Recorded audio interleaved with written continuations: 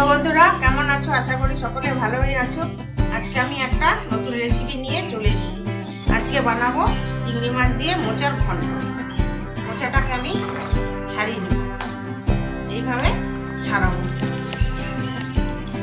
আপনারা বাজার থেকে দেখে মোচা কিনবেন। মোচাটা আমি এবার সিদ্ধ করে নেব। একদম কড়াইতে জল বসিয়ে দিয়েছি। এবার সামান্য হলুদ দিয়ে দেবো। হলুদ দিয়ে সিদ্ধ করলে কষা যা আছে সব বেরিয়ে যাবে। এবার মোচাটা দিয়ে দেবো।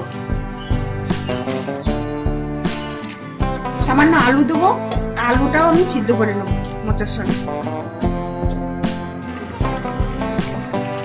আমার মোচা আর আলু সিদ্ধ হয়ে গেছে, এবার আমি নামিয়ে নেবো।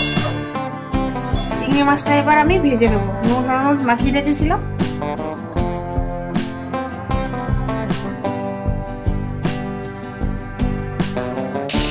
চিংড়ি মাছ খুব ভাজার দরকার নেই, হালকা ভেজে নিয়েছি।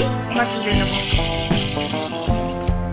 মাছ ভাজার তেলেই আমি তেজপাতা দিয়ে দেবো, গোটা জিরা দিয়ে দেবো,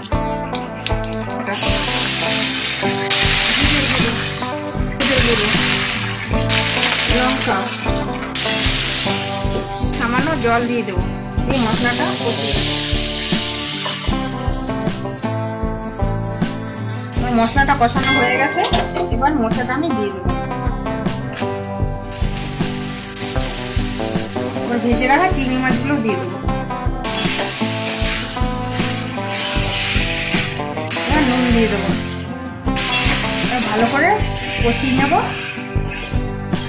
আপনারা মোচায় ছোলাও দিতে পারেন বা নারকেলও দিতে পারেন। আমি চিংড়ি মাছ দিয়ে করছি, তার ওটা দেওয়ার প্রয়োজন মনে হয়।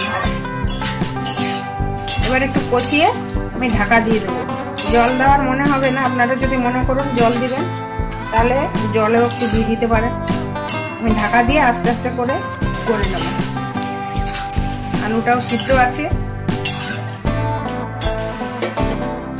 আমি ঢাকা দিয়ে লো ফ্লেমে আস্তে আস্তে করে নিয়েছি। বাঙালির প্রিয় খাবার মোচার ঘন্ট আমার হয়ে গেছে। এবার একটু ঘি দিয়ে দেবো।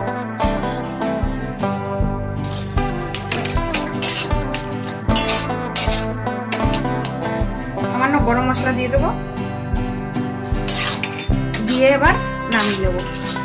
আমার পুরো চিংড়ি মাছ মোচার ঘন্ট পুরো রেডি হয়ে গেছে। আপনারা এইরকম বানিয়ে খাবেন, খুবই ভালো লাগবে। ভিডিওটা যদি ভালো লাগে লাইক শেয়ার কমেন্ট করবেন। ভালো থাকবেন।